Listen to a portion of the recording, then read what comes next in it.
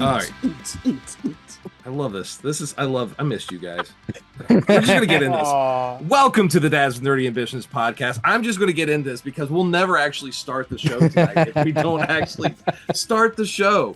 I have God, it's been so long since I've had these guys on Tabletop Journeys. I have Lee Winika and I have Josh on the show tonight, along with my long miss co-host, Kevin Sir Bobbins. I'm here too.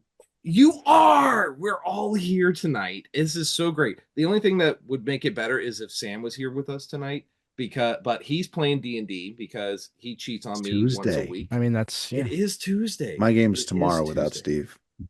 I thought it was on Thursdays. It was. We moved it. My game's on Thursdays. He actually has games two on of Thursdays. He's got a third one he hasn't even told you about. If you guys are running anything, I have free nights. I told you guys, we're getting into polycule is what we are. Oh, I would love if I had the capabilities to get a lie detector test to like test like D&D and nerdy knowledge of like from specifically D&D stuff. I would love to do that just to see what would happen.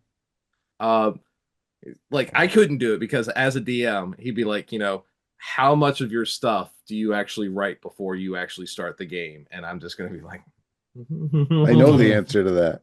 Yeah. You get a notepad with scribbles. Look, in my defense, I do write stuff. I do have a plan. I have made pages and I've shown them the pages after the sessions. But there was a time when we were doing the Icewind Dale campaign and I went 6 sessions purely improv because they did not do anything that was remotely I had assigned like where they were in the book. And so I learned to get really, really good at just winging it with these guys because you're welcome. That's what it is. That's what it is. And I love that. It's interesting you say that because our most recent project, the one that we're working on and getting ready to launch, is designed for exactly that type of GM.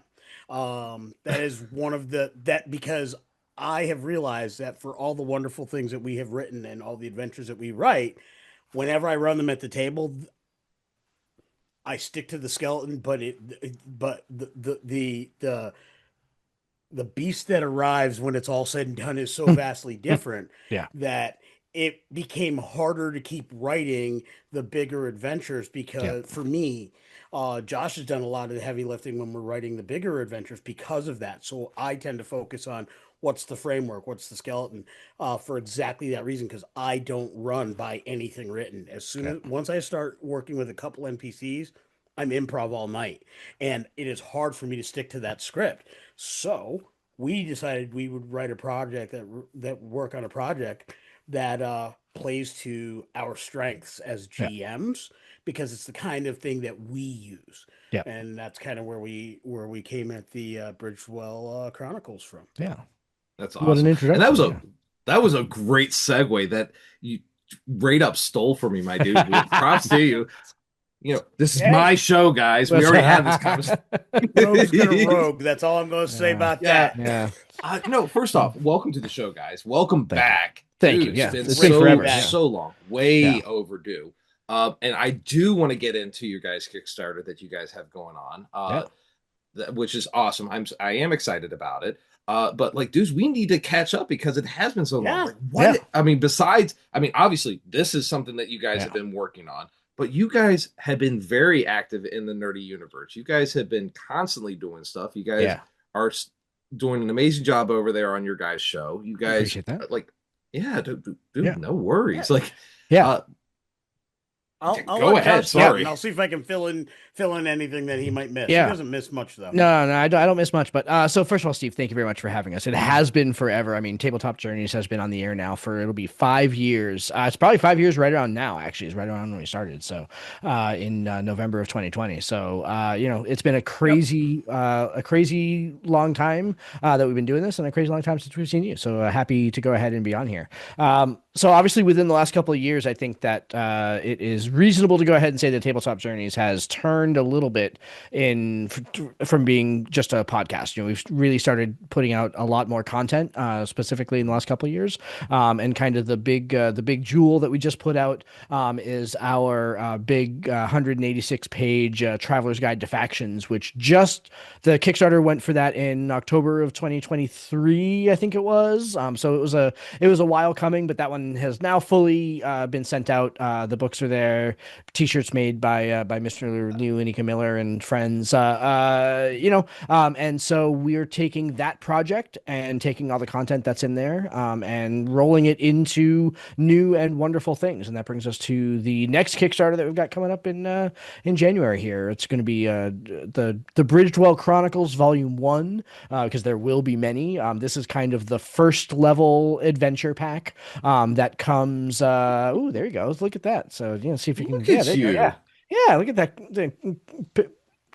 picture. That's of the why he there. was late. He was getting all the he was photocopying. Exactly. He's getting all his props. Exactly. Yeah, but yeah, so the Bridgewell Chronicles Volume 1, it is a collection of 9 first level adventures plus 30 NPCs and locations that kind of feature within the city itself, of the city of Bridgewell, which is kind of the general setting for all of these adventures, but kind of within the adventures themselves and kind of various permutations and everything like that. And this is going to be an interesting Kickstarter for us because it's going to be different. It's going to be more than just kind of the book. For one, it's going to be no kind of other rules or anything like that. It's just going to be the adventures. The factions book was really lore heavy, right? It was really just like a lore dictionary, really kind of fleshing out 9 distinct factions that you can plug and play, drop into your game.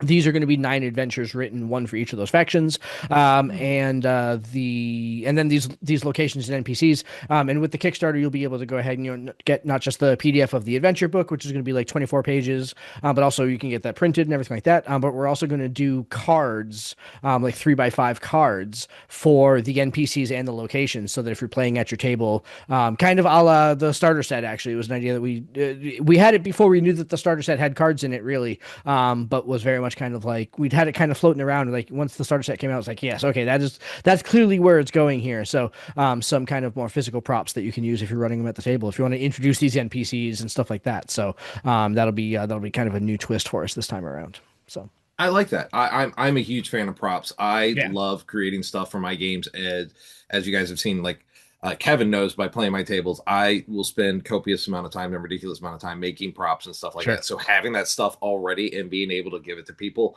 I love that. Chef's kiss. Yeah. Before you guys go any further, let me ask you this. Comparing your last Kickstarter to going into the one you're coming into in January, what changes have you made, like your process to do? Sure. I'm like, so let me see if I can understand your question here, Steve. You're going to ask us what the process between a 2.5-year 186 page book was between that and a 2-month 24-page book. Is that what you're asking? Innumerable ways. Like that's I'm putting that up for you.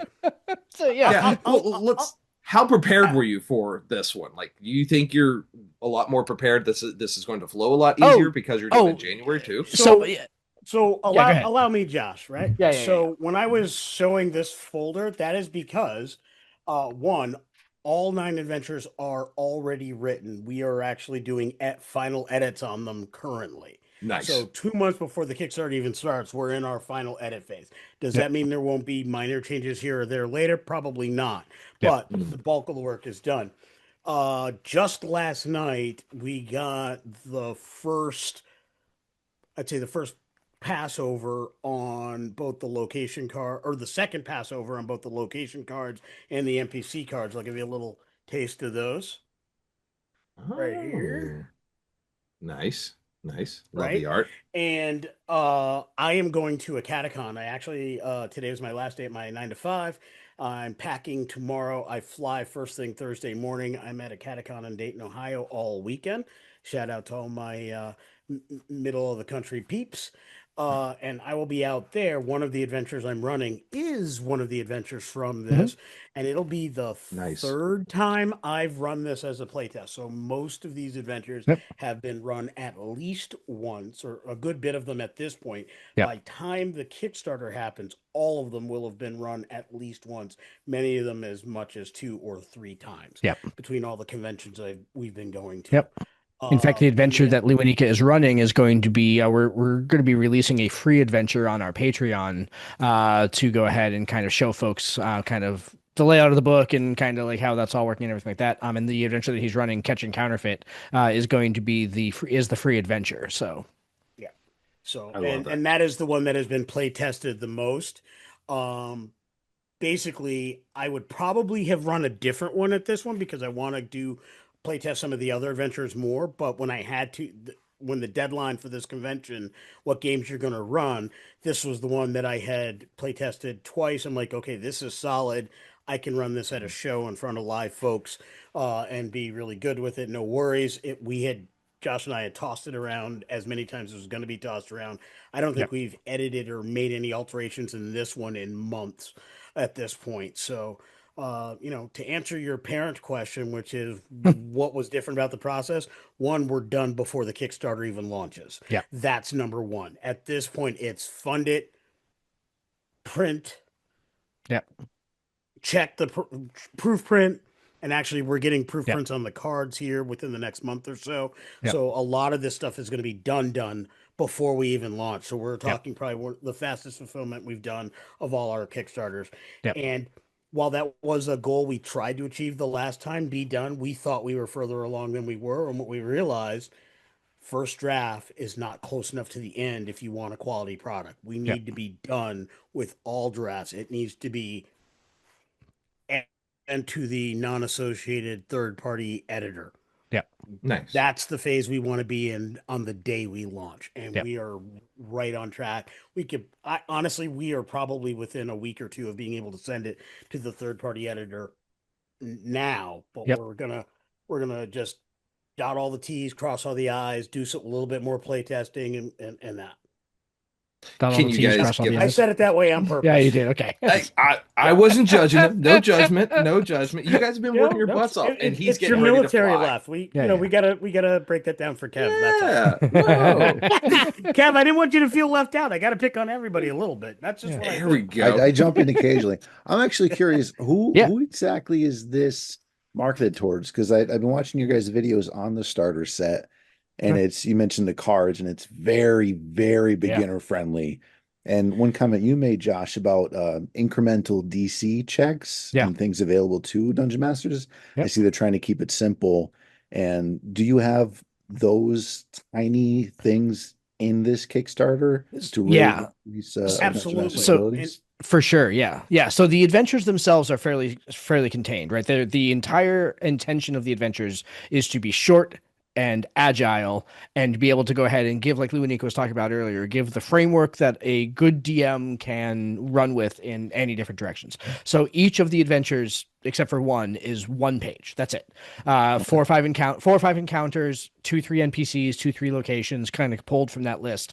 And so they're kind of designed for new, experienced DMs running with either new players or starting a new campaign or ever like that. But it's for DMs who do know kind of like what they're doing, and then can take those bones and add the flesh and muscles and everything to it. They're not, they're complete enough that they get across the story that they're trying to tell. But they're, Lewanik and I have talked about this a lot, about how like there are, even as he's been running like Catching Counterfeit in playtest and stuff like that, it's like, oh, well, I did this. The goblins that are there, I gave them this kind of personality and everything like that. That sort of thing. And it's like, that's exactly how these are supposed to be made. And so there's a whole bunch of guidance in the book about how to go ahead and use them in that way. Like, to kind of make sure that storytellers know that they've got kind of carte blanche to go ahead and expand on any of these things that they want to go ahead and do, tricks to go ahead and how to go ahead and make these encounters ramp up a little bit down, everything like that. They are designed for first level characters, so we feel like they're pretty well balanced for first level characters, anywhere between 4 and 6 party members.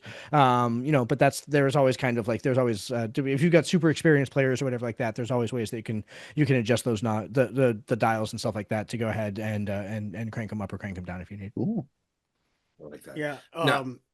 The one of the things that I thought about when we were doing setting this up was thinking about different styles of DMs. I know, Steve, you love horror. You love really getting into that ambiance. Like when I see some of the setups you do with all your figs and your minis, you want that to be darker, more emblematic of this greater thing.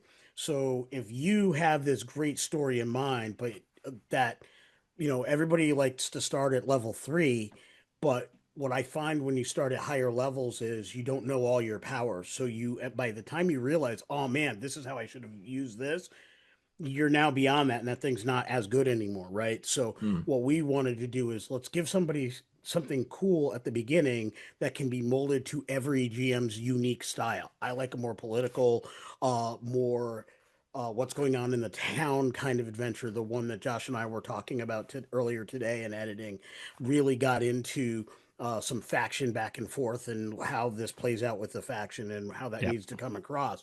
So that Hmm. is definitely leaning towards my style. But because of the types of characters that are there, that framework could easily, you can make it a dark, stormy night. You can do all the things to make it spooky or scarier. You can Hmm. make the enemy in that situation much more frightening, more menacing in multiple ways to match your style. If you're sword and sorcery, you want it to be more like Conan, you can make them big bravado and all the things.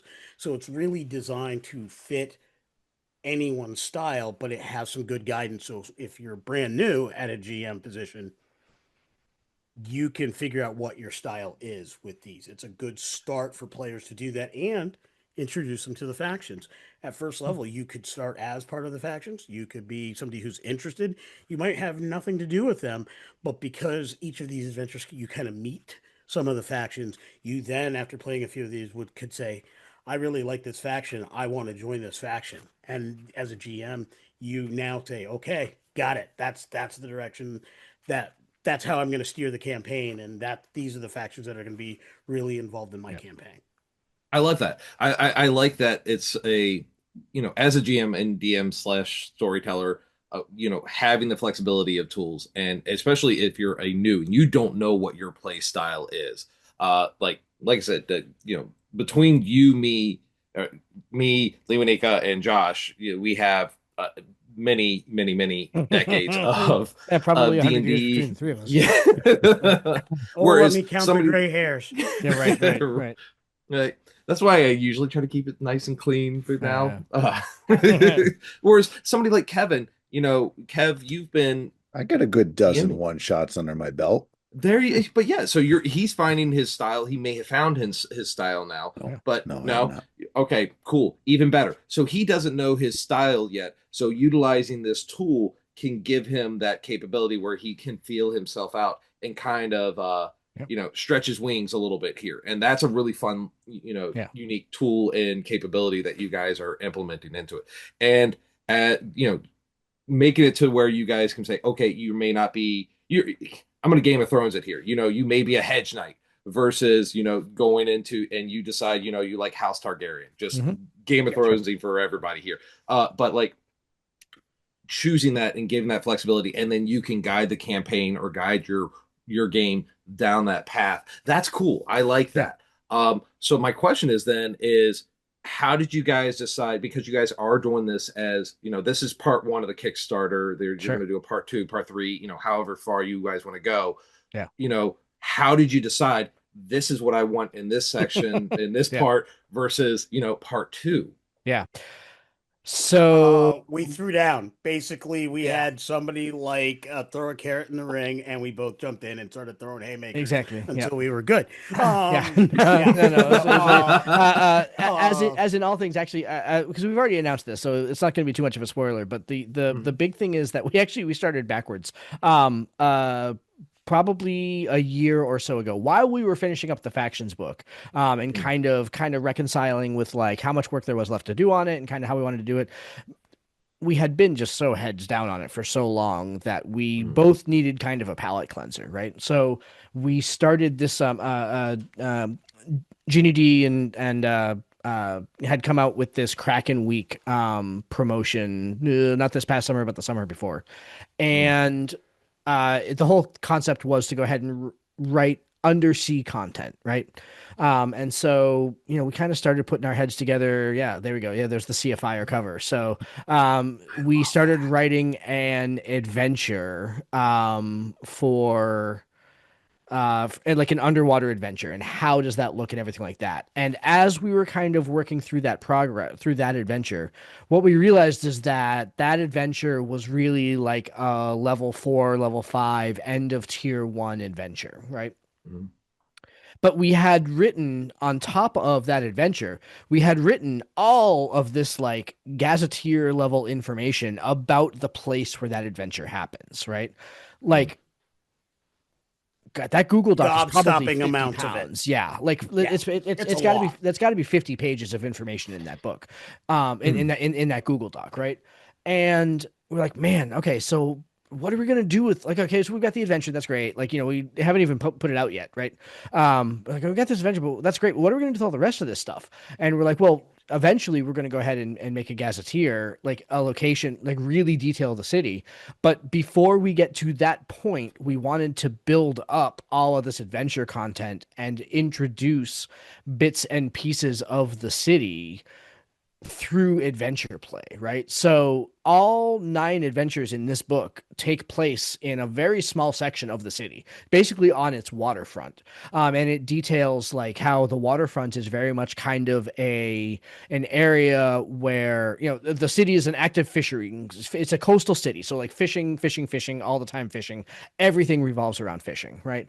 Very active fishery, and the dock area in particular, where all these adventures happen, is very much kind of a area defined by the haves and the have-nots, right? You have a very wealthy family who features prominently in several of the adventures, who are into some spooky BS, right? And then you have all of these kind of like low-level dock people that are like, I don't know what the Dunmars are doing. I've got no friggin' idea. I just want to go back to the Winking Eel and drink my beer and call it good, right? Kind of thing, So it's like it's very much kind of like a have and have not kind of environment in this part of the town. And so all 9 adventures, the 9 adventures aren't meant to all happen at the same time, like in the same campaign, right? You can definitely use one, maybe use 2 if you kind of pick them and choose them. But that kind of defines like what happened in that area of the town at level 1. What's going to happen next is a book of level 2 adventures and level 3 adventures, and then eventually the level 4 or 5 adventure Sea of Fire will come out. So that kind of defines where all of these adventures are kind of pointing, and kind of what their connection is. And why all 9 of them can't happen. That kind of thing, like some connective tissue around that, but of a kind of like what the undercurrent is within all of these adventures. So and when we do the level 2 and level 3 adventures, they will happen in a different part of the town to define that part of the town through gameplay, and we'll have like locations and NPCs that factor in that part and everything like that. And then eventually the gazetteer will come out, and all of this material will be tied together to kind of define the town in a more complete way, and then put the big kind of capstone adventure on top of that, and then bang. So there is a method to the madness here. It is a long-term plan.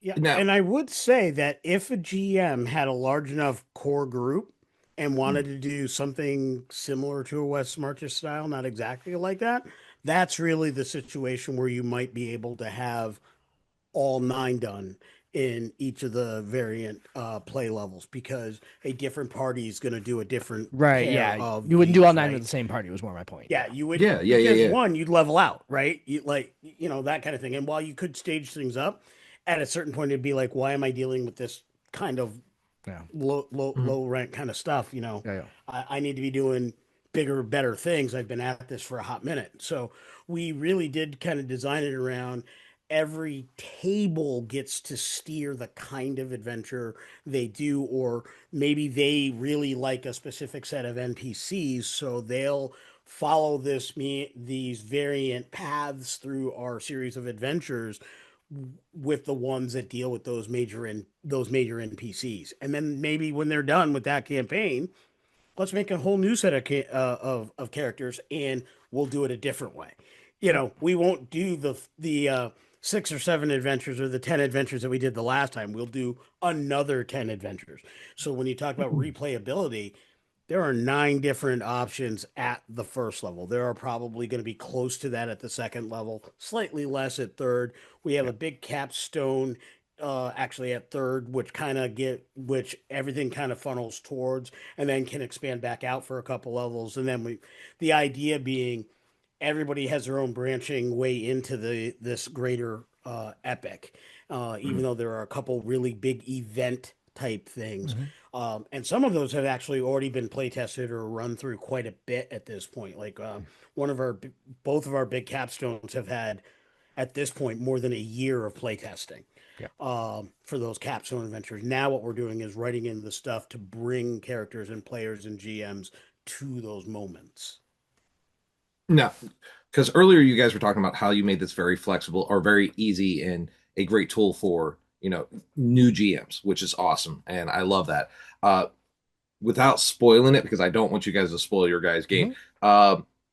When they do these adventures, when they do these missions and everything, is it, I don't want to say linear like a lot of books are, like the typical D&D Wizards books, where it's like, is it this is when that's going to happen no matter what, or is there like a almost like you're reading like one of those choose your adventure books? If you go this page, this is the cause and effect that happens, or is it if you go this way, is it a cause and effect? Do they have like option A and option B is cause effect if what your players do, or did you make it more broad?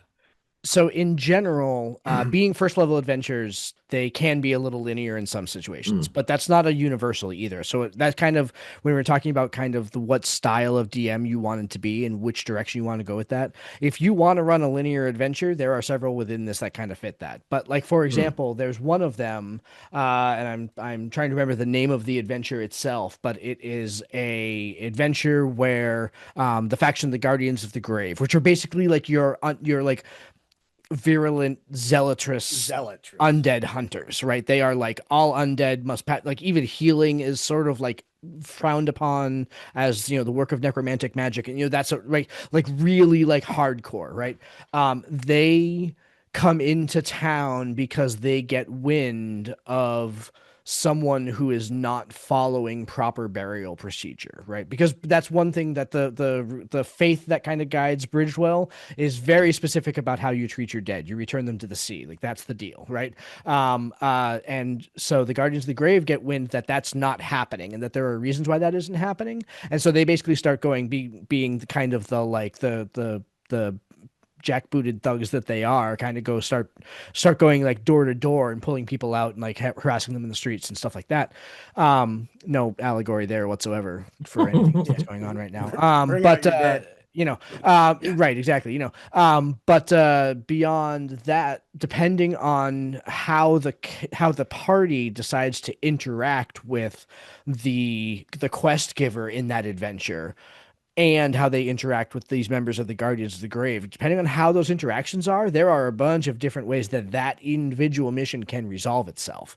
So, like if you decide to go ahead and side with them, then you can lose connections with other people, but it kind of like secures in a different way. So it's like there's a lot of kind of player agency in that one. And so we tried to go ahead and mix that up where it's like some of them are very linear. It's like, nope, we give you 4 encounters, you go through the encounters one by one, you succeed, you driving towards success. The last encounter is a combat. Whatever happens at the combat, but basically it's like find clues, make it to the combat, and then see what happens. Some of them are very linear in that way, without being railroady, but very linear, and others are not. Yeah, I would also say though, and Josh touched on it. What is important, because each of these feature one of the factions, is the party's interaction with that faction. The resolution is what really matters. What matters is, did you make friends with that faction or did you make enemies of that faction? So what the GM does when they get to that next level is any of the next adventures, if it involves that same faction, that friendship or enemy status now comes into play. So, yes, you could resolve any one of these first level adventures positively with a faction, and then you've got a friend for the next one. But just because you've made friends with one faction, that usually means you've made enemies of another. Yep. And so, depending on what your next adventure is, that's going to go easier or Yeah. harder for you based on what you did in the first one. I mean, So your actions have consequences, regardless of how linear an individual adventure is. What does change adventure by adventure, session by session, as you go through the progression is your relationship with Bridgedwell and its yep. denizens. And that's what I think really makes it unique. The focus is on Yep. where your relationships are Yep. with the town.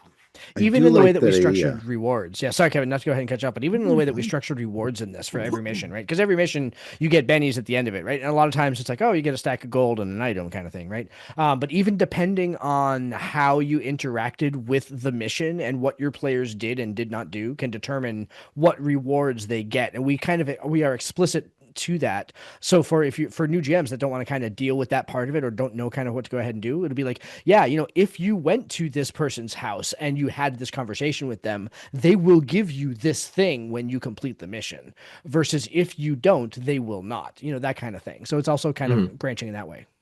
Well, I like the Sorry, Kevin, idea go of ahead. the Yeah. the world is always moving.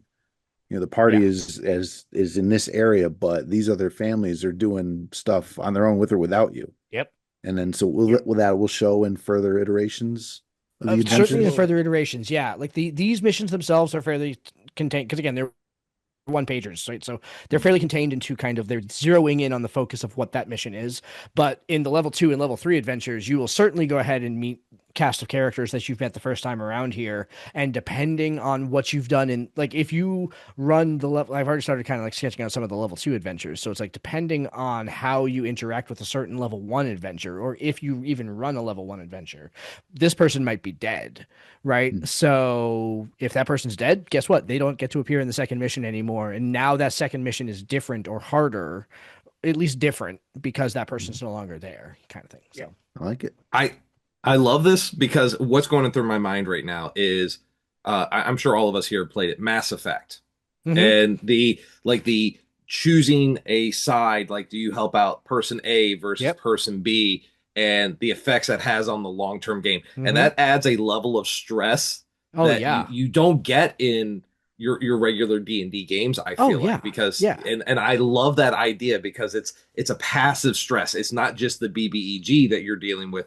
It's what are going to be the consequences of my actions now. And I think that's really cool as a GM because it holds my players accountable for the things that they do, Mm-hmm. Yep. Kevin. I like to help And everybody until Be a they're murder rude, hobo and if then you I kill like, them.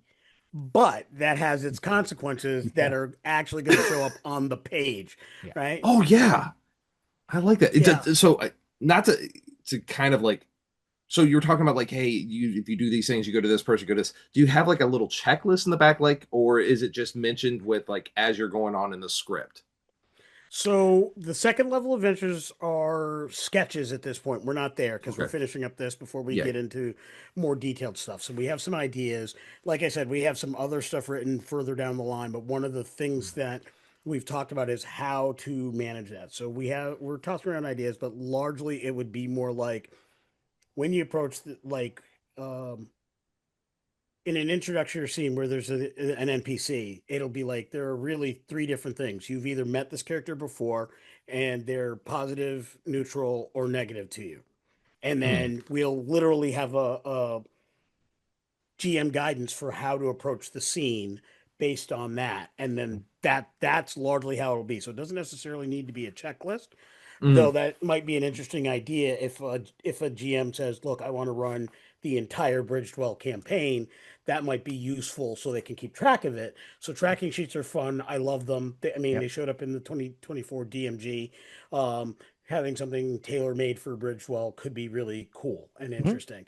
But God, that's so additionally, stressful.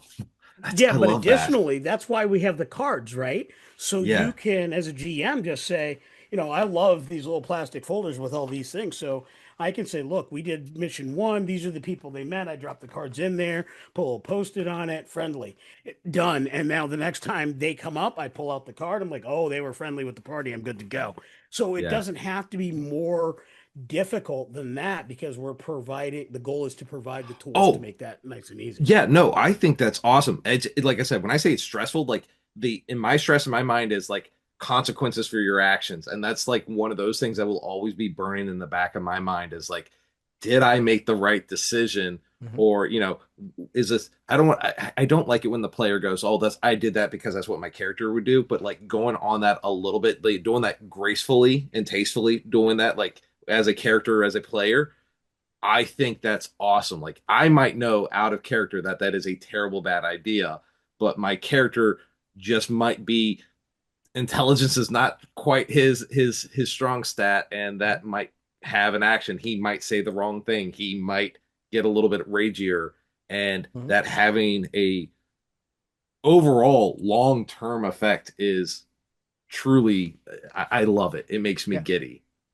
Yeah. I think that's really well done. You were talking about Mass Effect, and one of the things that I Yeah. was thinking about is a much older game, and I'm thinking Wing Commander 3, with Mark Hamill and McDowell or whatever. And I was thinking about how the different scenes where it's like, okay, there's the two love interest characters. Which one were you friendly with? Do you make friends with the one who was the mechanic? Spoiler alert for a game that's 30 years old. Make friends with the mechanic for all kinds of reasons we're not going to get into on the podcast. But what I'm going to say is because she hooks up your ship so your ship fights better, right? The other one's kind of Yeah, that's cool, what it is. but like, yeah, but if you know, then you know. But it is that's the kind of thing that I really love about long form campaigns. And it's Mhm. weird for me because I've always played in longer term campaigns when I hear about so many people who don't get to do that, right? And part of the reason is they're not really a lot of adventures are not designed like that. A lot of people don't think in those terms or play in those terms. And because it's not there, you play one module, you play another module, you do one homebrew thing, you do another homebrew thing, even if you're with the same group for years, they don't connect. So what we're Mm. really doing is building something that has the ability to connect. And even if you don't want to use the whole thing, but if you say, look, I need to start my guys out, get them my people out, and I need to get them from 1 to 3, and then we'll start the thing I'm running. Um, this gives you a place to come from. This gives you the ability to have a backstory. You don't need to get a 4 page backstory in sessions before you start session 0. You're Mm. playing the backstory. And that's what we want to do. We want to give people right now the ability to play the backstory that brings the party together, that gets them bonded, that gets them connected, that says, this is why I'm going to choose subclass X and Mm. faction Y.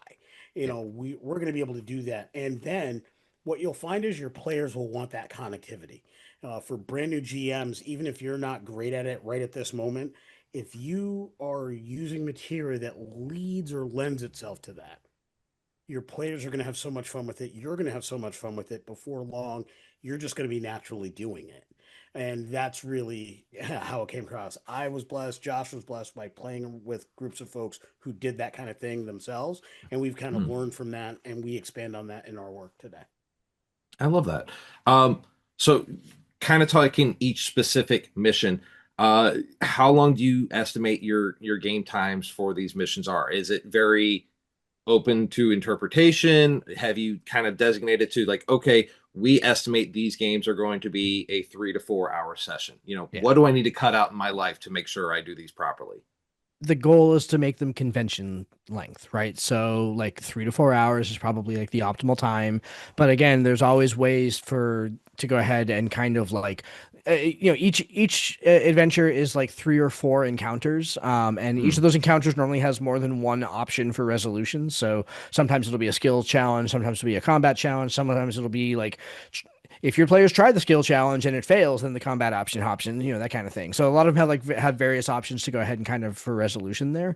But it's like Mm. 3 or 4 encounters per adventure. And yeah, with the goal of kind of being able to go ahead and sit down and either make characters real fast to be able to go ahead and finish it, or if you come with pre-gens, like that's fine too. But to be able to play like in a convention slot. So. Okay, I love that. Now, are you guys supplying pre-gen characters in with this one, Not or in the is book. it No, no, nope, okay? nope, no Not pre-gens in this in, one. There will Yeah, be pre-gens no, in the Sea of Fire adventure, but that's for a whole different reason. Mhm. yeah. One of the things that I do whenever I run games is I make a bunch of pre-gens. In fact, before we started, Yeah. I was printing them for this exact adventure. Mhm. So, ta-da! So, but I'm not using anything that's unique to us. There's a Yeah. couple that are unique to us. When we get to higher levels, you'll see much more unique stuff from us. So, for example, we do our class warfare episodes, where we each and some other podcasters who join us for those will build sixth or seventh level characters for that. Uh, I have been collecting some of those, and for some of our higher level pre-gen situations, I will be using some of those as well to mix it up a bit. But generally during playtesting, I try to keep them as close to the basic SRD stuff so we can check the general information. I am Yep. interested after this weekend of doing a lot more with the Forgotten Realms book that just came out, because there's some neat new options that'll be available to change that up. So, um, Fun. I yeah. love that. Uh, so kind of going because you guys have also created, your own world. Yeah. How and a major fear of a lot of newer GMs and DMs is like overloading of information. How did you guys implement that into this without, I don't want to say overstimulating, but like, Sure. yeah, overloading the new GMs? Yeah. So that is a very real fear. And so that's partly why we built this the way that we did. Like, Reuniting and I have this entire game world and fragments and bits of conversations and whole nine yards. So everything happens in one town. And specifically, not even it does happen in one town. It happens in a very small section of one town. And there's a map of the town in the book with that part highlighted. It says, "This is where everything happens." Exactly. Right. So there's the map of where it happens. That Love little that. peninsula right there. That's where all the magic happens. There's one bit across the river there that they have to go ahead and get into, but that's it. Right. So that's thing one, is that they're dealing with a very finite area. And we detailed kind of all the locations that feature in all the books. We've detailed them, or rather in all the adventures, we've detailed them individually too, right? So like, the big cathedral where things happen, right, has a card, has an information, says this is the detail on the church, right? This is what that church is. So they'll be in the book, and then they'll have the card to go with them too, so that you don't have to go ahead and like flip back or anything like that. You can get the card, and everything will be great. But like, so we started small, and that's by design, so that we can go ahead and dribble information out as people need to know it, right? The next time that we do adventures around, they'll include new information on new locations and everything like that, and you'll learn a little bit more about the town. You'll learn a little bit, you learn a little bit about the history in the town in these adventures. You'll learn a little bit more the next time around, so that by the time the Gazetteer comes out, and it's 60 pages or whatever like that, it's all information that anybody that has seen any of these adventures before has seen, plus some other stuff. You know what I mean? So it'll give them a basis to go ahead and understand what the city is. Yeah. So, and before we give them the big lore dump, right? Because like the factions book was great, and if you are a lore junkie, the factions book is amazing, because it's a thick read. You know what I mean? Like, it's not the kind of book that you're going to sit down on the beach on a Saturday and read in the sunlight, right? It's like that. It's a lot. I did. That's because we're different, Lee. We're special, my Yeah, we're dude. Like special. we Yeah, are, yeah, we are. but that's it. It's a big, thick book with a lot of information in it. And whenever you're writing 186 pages of lore, like there are times when you'll write one sentence that's like an Easter egg for something that is, again, has been rattling around in your head that you really can't get into fully explain in the book, but you just gotta throw it out there. These adventures are written in a way that like we're kind of removing those Easter eggs so that storytellers can take them and build them in themselves, while also including the things that are important, kind of really making sure that we're hitting the linchpins without hitting any of the rope in between. So, Yeah. I freaking love that. Stated another way, each of the locations is described in something that fits on a card. yeah, on a 3x5 card. So if you want to detail anything else about that location, have at it. It's your Have damn at it. table. Yep. Like, we're giving you enough to start it on. Like, we're Yep. not giving you the menu that is served at the Winking Eel. So if you want to bust out your phone and take out that app that says random menu for random tavern Yep. and just read that, have at it. Yep. At some point down the way, there is an adventure where I think I actually mentioned something like that was Sure. served or some favorite thing that some Yep. NPC liked. That could be on there, but it's not Yep. important in this adventure, so it's not here. Yeah. Whether or not I know what that might be, or whether or not I think they'll serve X, Y, or Z is not going to be important in these adventures. They're one pagers that are designed to be changed and manipulated and play out whatever the way the GM in that group of players. Yep. Your group steers this ship. We don't. We are just providing the vessel for you to take where your adventures will take you. See, that's an inside joke that nobody else gets that I find hysterical. So that's just gonna toss that out there. That's why I'm laughing like a madman over here. So. Good.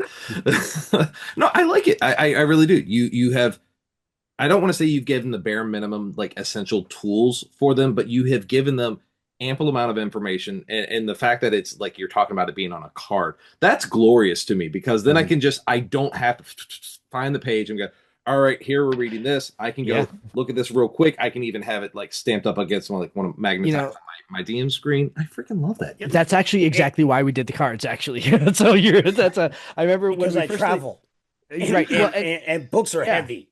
Yeah, and the book's only gonna be 24 pages, and so and what's nice is that the adventure being one page, it's like I don't need to go ahead and turn my page.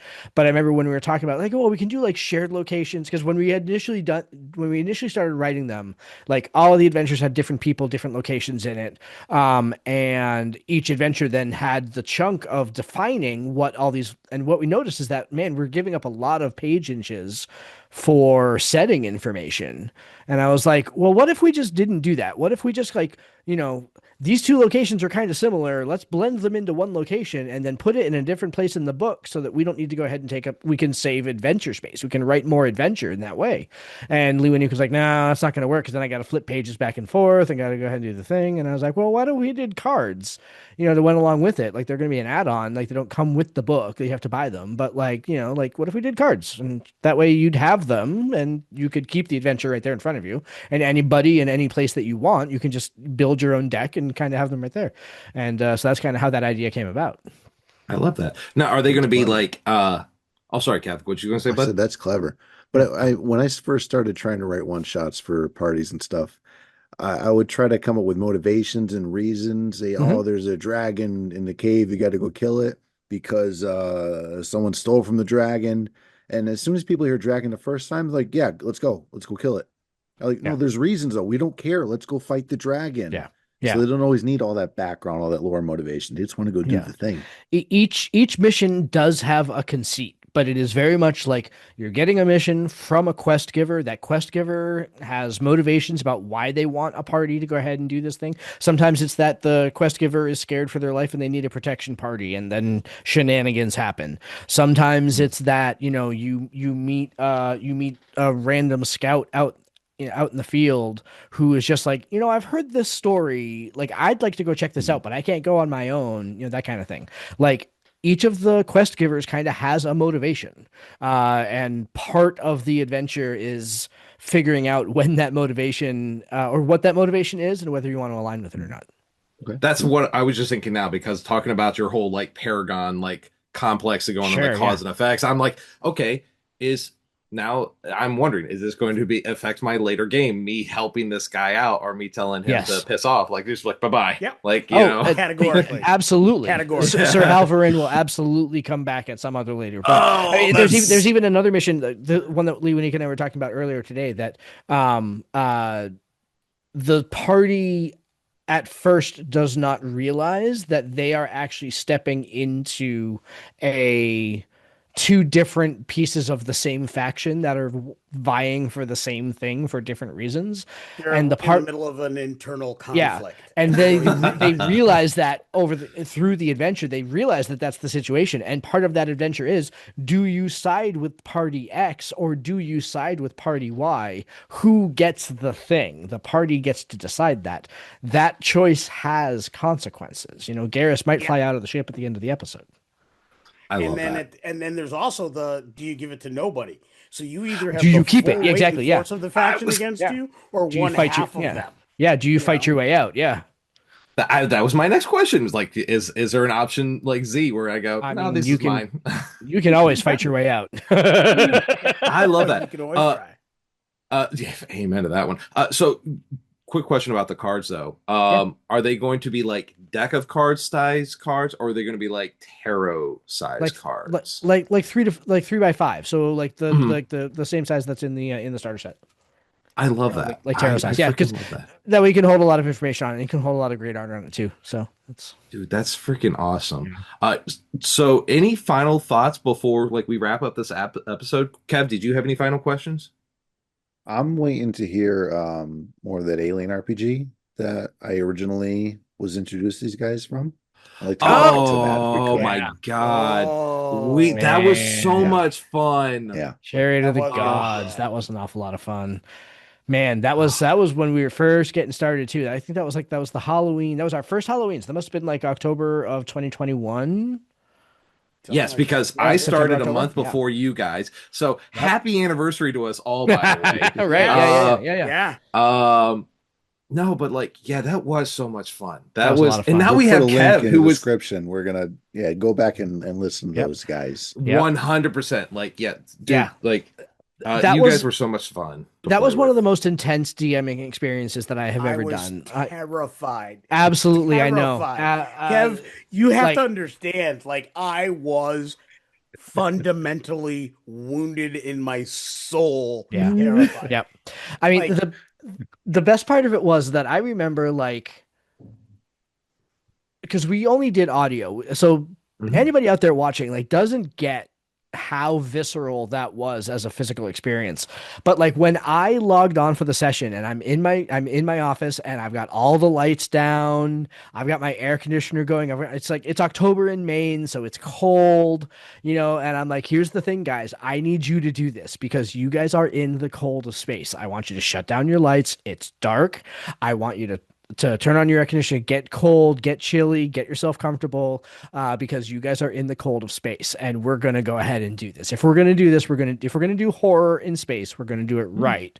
And yeah, like that was, there was there were some things, man. And Steve, I will say that like you still have uh the surprise of surprises when except for me. I know, yeah, I was not surprised. I actually, when we were getting close, I wrote down exactly what Steve was going to do on a card, and I remember I chatted to Josh. I'm like, when this is yeah. done, I'm going to show you a card, and remember, I wrote this before Steve's next Yep. action, I mean, and I had it. just I brilliant. But had like, it. that was just from like a game construct point of view. Like the sound effects that I like when you guys first woke up the computer core there, and I had that klaxon go off in the game room I at the jumped out time. of my I mean, it's skin.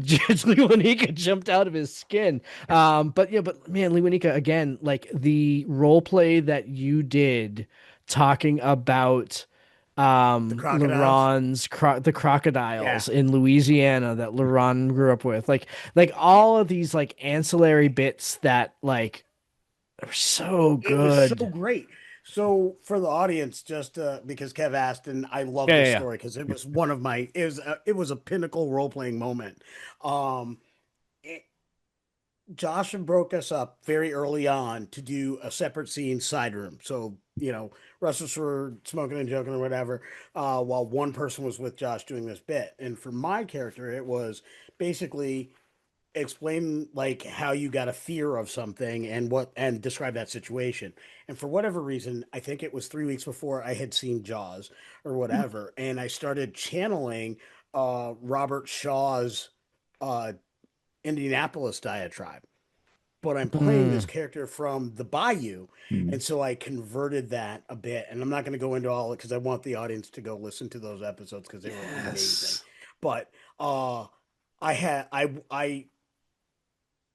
I utilized the voice of a person that I grew up with when I was very young, who's from the deep south, that I actually usually struggled to even understand what they were saying. And I can honestly say that is a moment where I have held an accent or a character voice better than any other time in my life. I held it the entire time. Like, I don't think I missed a beat with that accent, if I do say so No, myself. I think you were And great. Yeah. and it was all we called him Big Daddy. He was my godmother's father, actually, and he was an old, big black guy who talked with a cigarette half out of his mouth, like had plastic on his car seats, his couch, everything, the whole bit. Like, and he's like, and he's going to talk about how everything was going to be like that. It was amazing. And he was a wonderful human being to me. Like, he was always so kind and wonderful to me. But I was just channeling his voice. Really not much of the character other than his voice and his pacing. But it was definitely this weird mix of that person and Robert Shaw. And I just switched instead of sharks, it was crocodiles. But I love that. it It was was so something. much fun to play. Yeah. I will And say dude, like that Steve was getting me into D&D, I think, around that time, whenever we started.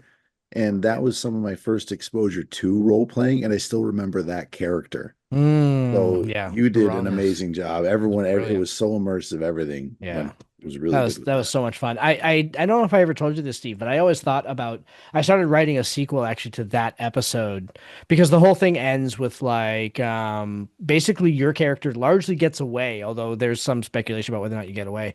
But basically the sequel was going to be you running a squad of Space Marines. I remember that. Yeah. Yes. And I never like crossed my I's and dotted my T's on that one to go ahead I and get it put actually together. got the PDF stuff for Alien Oh yeah, no, somewhere in I've my got it house right over there. It's on my shelf over there. Yeah. I like yeah, I would play that character again in a heartbeat. Yep. Are we Didn't doing Lerone this? Are die? we doing this? Didn't He's Lerone not die dead though? yet. He's in. Was He he on the was boat with you? Survived. Okay. All right. Yes. Yeah, he made it. So you and I I'm discussed so surprised. what it. It was Like, I didn't think close. he was I gonna make remember it. it was close. It was Yeah. tight. I was convinced I was done, and I was I here for don't it. I was like, think- this is going to be the glorious thing. Yeah. I didn't think I was evil enough, and I thought about that after that game. I was like, I should have left him to die. Yeah. But then I thought Yeah. but I remember thinking that, and I was like, no, there might be something on the spaceship, so I can use him as cannon Yeah. fodder just in case. Well, I like. and not just that too, but like keep in mind that like even though we were running basically a candid, we were basically running Chariot of the Gods. I changed it a lot because of the primary thing that I did was I basically Blair Witched you guys, right? Like Yeah. I held off all the combat until session 3. Like Yeah. you ran into like little bits of it and everything like that, kind of creepy, kind of scary, some things that just don't make sense. And basically you never saw the big bads until the very, very end when basically it's like when you're like, okay, well, wait a minute. You were just getting comfortable in the ship. Like, okay, I think we can go ahead and I resurrect was this. never comfortable. Right. No, I know. Well, yeah. No. Especially after when you saw Glenn's character like sucked up into the air vent and Yeah, that was not good. yeah, that's like, that was the best. Yeah. Come on, can we do this? Can we do a sequel? Can we get this on? We have a British guy now. It We do have a helps. British guy. He's super charming. It's all right. But British guys are always. Let's see if we can make this. Let's see if we can make this happen. I'm down with that. I would love to Yeah. do that. Yeah. We aren't going to hold anybody anything because we know everybody's super busy. You're right. Exactly. Yeah. But- It won't be till at least the new year. Yes. But I would love to do it again. Yeah. Especially considering the fact that it's coming out on November 17th, I think. Mhm. The new Aliens update. It's this Correct. Friday. Is it this Friday? It's while I'm at the convention, so I'm not gonna be able to see it till I get back home. But I have Monday off, so I'll matinee that Monday or Woody Tuesday. woo! Monday, Oh, Tuesday that's- off next week. So Yeah. That's what's up. I would be honored to Yeah. do it again with you guys. We'll have to make that would be happen. So much. I'm down with All that. right. Yep. All right. Yeah. So let's go ahead and let's wrap this up. Gentlemen, where can so when is this first off, when is this being launched? This Okay, Kickstarter? it is going to launch on January 1st. It'll be running for the most of January. It's a Make 100 campaign, so it is limited to 100 backers throughout that month. So Nice. if you want it, you gotta back it. So what Yeah. we recommend is you follow it today. Make sure you ring the bell, all that good stuff, so you get the notification when it goes live, so you can grab it on day one. Because if we get 100 in day one, that's it. that's It's it. over. We're out. As soon as we hit Wow. 100, it's over. It's a big promotion that Kickstarter does every year. Last year we Or did 2 it. years We ago. did- Yeah. Yep. No, that was last year. No, it's not. Last. Well, Was the year Relics was before? last year. Nope. Ooh. Relics was last. We're gonna have to do another episode We'll do our episode where I'll get an update information and we'll get to see who was right here. Oh, that's gonna be fun. I love but that. That's cool. this is another good one, and I'll have it with me at a Catacon this weekend. But yeah, Relics of Power, which is almost 100% Josh's baby. Like, he did all the work on that. It was while I was still doing first draft stuff on the factions book, but he knocked this out of the park. That's a lot of fun.